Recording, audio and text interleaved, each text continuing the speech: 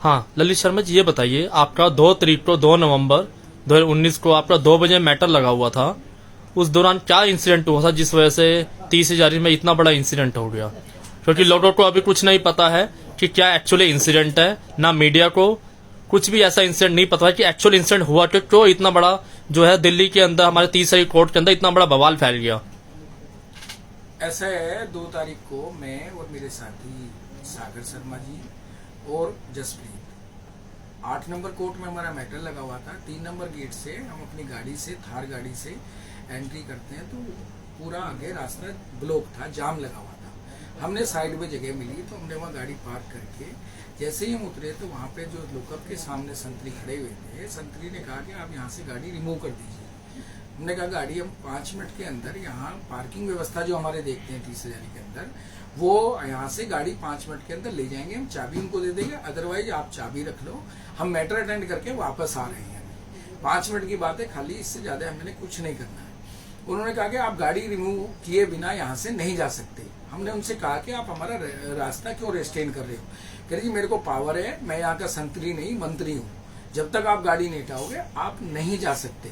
और मैंने उनसे कहा कि आप अपने अधिकारी से हाँ जी, आप अधिकारी के बिना बात किए भी नहीं जा सकते आप हमारे यहाँ से। तो मैंने कहा आप अपने अधिकारी को बुला लीजिए। तो उन्होंने अधिकारी को किसी को नहीं बुलाया और अपने 8-10 लोगों के साथ में आए और सागर जी के साथ में पहले उनकी तूतू मैमे हुई। तूतू मैमे के साथ में फिर उन्होंने सारे लोगों ने सागर जी को खींच लिया। 8 लोगों ने कम से कम उसके साथ थे और 8 लोग उसको खींच के अंदर ले गए। अंदर ले जाने का मैंने छुटाने की कोशिश की तो उसमें कुछ लोग, 1-2 लोग मेरे से मैं छुड़ा पाया। उसके साथ में 6 लोग ये लगभग उनको अंदर ले गए लॉकअप में, उनको सागर जी को बंद कर दिया और उनके साथ मार पिटाई की। मार पिटाई करने के बाद में मैंने उनसे कहा कि अपने इंचार्ज को बुलाइए, किस गुनाह में आप इस तरीके से बंद कर रहे हैं, इसको लॉकअप में बंद करने को किसने आदेश दिया है आपको? पार्किंग में गाड़ी हटाने के इश्यू पे आप इतना बड़ा जो है गुनाह समझ रहे हैं कि इसको टेररिस्ट की तरह से ट्रीट कर रहे हैं आप, कि कैसे बंद कर सकते हैं लॉकअप में किसी को बिना ऑर्डर के। इसके बाद अपने एसीपी साहब जो है वो आए, मैंने उनसे कहा कि आप इनको रिलीज करिए, इनके साथ में दुर्व्यवहार कर रहे हैं, मारपिटाई कर रहे हैं एक छोटे से पार्किंग के इशू के लिए। मैंने उनसे कहा कि आप हमें उसका नाम बताइए। उसको अंदर छुपा दिया, जो शुरू में संतरी था जिसने दुर्व्यवहार किया, जिसकी वजह से सारी घटना हुई है, उसको उन्होंने अंदर छुपा दिया। और उसके बाद एसीपी साहब ने काफी कहने के बावजूद भी उसको बाहर नहीं लाए। मैंने उनसे पूछा उनका नाम बता दीजिए, मैं आइडेंटिफाई कर देता हूँ, इस व्यक्ति ने बदतमीजपना किया है हमारे साथ में। तो हम उसको उसके नाम से कंप्लेंट दे देते हैं। आप हमारे साथ चलिए, मैं लिखित में कंप्लेंट दूंगा और कंप्लेंट को इसको डीजे साहब को देंगे, आप मेरी कंप्लेंट ले लीजिए, आप मेरे साथ चलिए उसको लेके साथ में। वो उन्होंने उसको नहीं बुलाया और उसको बचाना चाहते थे क्योंकि उसकी गलती थी। इसके बाद में सीसीटीवी फुटेज जो सीसीटीवी बाहर लगे हुए हैं, उन सीसीटीवी फुटेज की अभी तक कहीं भी बाकी सीसीटीवी फुटेज वायरल हो रही है, लेकिन वो सीसीटीवी फुटेज नहीं दिखाई जा रही जिसके अंदर सागर को अंदर खींच के ले जाया गया है और सागर को लॉकअप में बंद कर दिया गया है। किसी को भी इस तरीके से इलीगल तरीके से रिटेन करना एक अपराध है और पुलिस द्वारा ये किया गया है। हमने पुलिस वाले से कहा हम भी नहीं चाहते किसी चीज को बड़ा इश्यू बने। मैंने उनसे कहा कि आप मेरे साथ चलिए, क्योंकि यहाँ काफी सारे एक इलेक्शन मोड भी है, तो हम शांति चाहते हैं कि यहाँ से बाकी लोग, वकील साहब भी आ जाएं और ये बवाल मचे। तो आप लोग जो है मेरे साथ चलिए और हम डीजे साहब को इसको एक्सप्लेन करेंगे। डीजे साहब जो भी एक्शन लेंगे उसके साथ में हमारी गलती हो तो हमें बताएं उसको। हमने इसमें कोई कुछ गुनाह है क्या? पार्किंग यदि हमने वहां कर दी है, भीड़ आगे लगी हुई है, जाम लगा हुआ है, हमें मैटर अटेंड करना है, उसको उन्होंने नहीं समझा। उसके बाद में उन्होंने आईओ को बुलाया जो चौकी इंचार्ज है। चौकी इंचार्ज से भी हमने कहा नाम बता दीजिए, हम कंप्लेंट देके डीजे साहब को हम कंप्लेंट देना चाहते हैं, आप नाम बता दीजिए। इसके साथ में हमारे वकील भाई कुछ आ गए और डीजे साहब के पास भी गए। डीजे साहब और उनके साथ में 3-4 हमारे ऑनरेबल जजेस थे, उन जजेस ने भी आके कोशिश की कि भाई दरवाजा खोला जाए लॉकअप का, हम उस व्यक्ति को देखना चाहते हैं, मिलना चाहते हैं, लेकिन उन्होंने 20 मिनट तक इंतजार के बाद भी दरवाजा नहीं खुला। इसके बाद एक्स्ट्रा पुलिस डीसीपी साहब ने बुलाई। मैंने डीसीपी साहब जो है उनका नंबर मेरे पास था, मैंने फोन भी किया था, उनका फोन पिकअप नहीं हुआ था। जो हरेंद्र जी डीसीपी हैं वो आए और उन्होंने एक्स्ट्रा पुलिस बुलाई।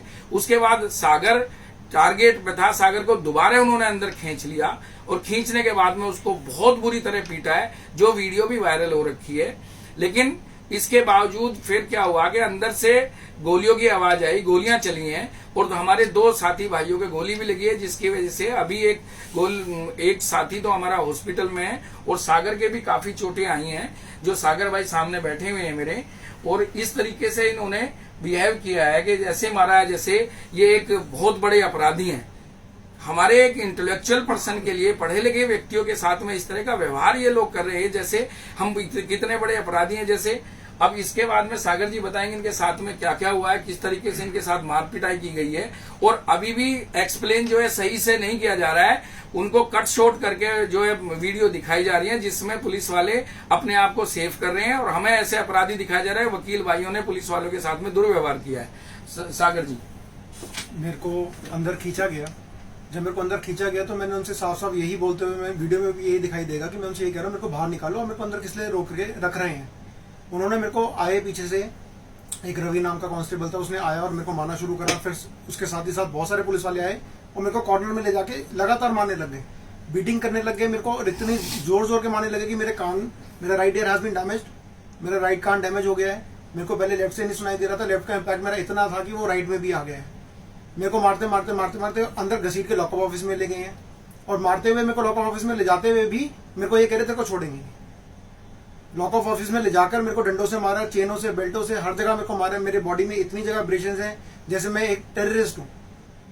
आई am an advocate, we are an advocate, we are working for a legal fraternity.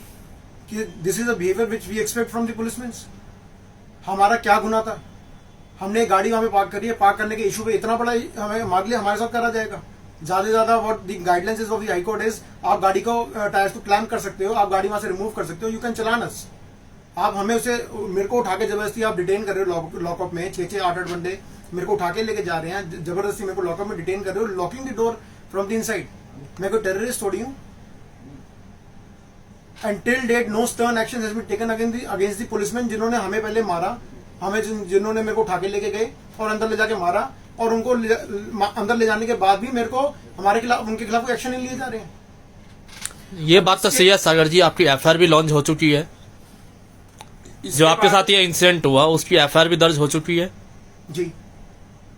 तो क्या क्या धाराएं उसमें लगाई गई है और क्या अभी पुलिस वालों को उनको अरेस्ट किया गया है, किसी को आपने आइडेंटिफाई किया है, क्या हुआ उस बारे में बताइए जरा आप। 2 पुलिसमैन थे, एक कांस्टेबल प्रदीप, एक कांस्टेबल रवि, जिनको मैंने नाम से आइडेंटिफाई करा है, जिनके खिलाफ मैंने एक्शन लेने के लिए अपनी कंप्लेंट में लिखा था और जिनके खिलाफ एफआईआर दर्ज करी गई है। एफआईआर 323, 342, 506, 356 और 307 आईपीसी के अंदर दर्ज करी गई है और 379 फॉर द थेफ्ट। उन्होंने मेरी चेन भी, रवि कांस्टेबल जो है उसने मेरी गोल्ड की चेन और सिल्वर लॉकेट वाली चेन भी तोड़ी है। This is the behaviour of the policeman. तो ये वीडियो में जैसे आ रहा है कि आपको मारते मारते अंदर ले गया, उसके बाद क्या किया गया था? जाके वहां पर तो सीसीटीवी फुटेज कुछ भी नहीं था। मेरे को जब बाहर मार रहे तो अंदर जाके मेरे साथ कोई अच्छा व्यवहार तो करेंगे नहीं। तो क्या क्या चीजों ने इस्तेमाल किए थे उन्होंने? जब मेरे को बाहर मारते हुए लेके जा रहे हैं वैसे ही मेरे को भी उन्होंने अंदर जाके और बुरी तरीके से मारा। तो अंदर फिर आपको जब लेके गए आपको किसने बचाया और क्या ऐसा क्या इंसिडेंट हुआ था? डीजे साहब ने बचाया या अंदर मेरे कोई? ऊपर जितने बंदे बाहर चढ़े हुए थे लगभग उतने ही बंदे मेरे ऊपर अंदर भी चढ़े हुए थे और मेरे को वो लगातार मार रहे थे। मैंने जो सबसे क्लोज मेरे थे वो रवि थे, कांस्टेबल रवि, जिनका मैंने नाम उनके नेम प्लेट पे जो लगा हुआ था वो देखा था और उनको मैंने आइडेंटिफाई करा। इसके जब मेरे को मार रहे थे इसी बीच डीसीपी साहब आए। डीसीपी साहब ने की इंटरवेंशन से मेरे को उन्होंने बाहर लेके गए और फिर जो पीछे जो जजेस बाहर खड़े थे पहले मेन गेट पे, जिनको अंदर फ्रंट गेट से नहीं आने दिया जा रहा था, वो जो जजेस पीछे बैक गेट से आए थे जुडिशियल लॉकअप के, मेरे को उन जजेस के पास लेके जाया गया और मैंने फिर सारा ये इंसिडेंस उन जजेस को रिपोर्ट करा।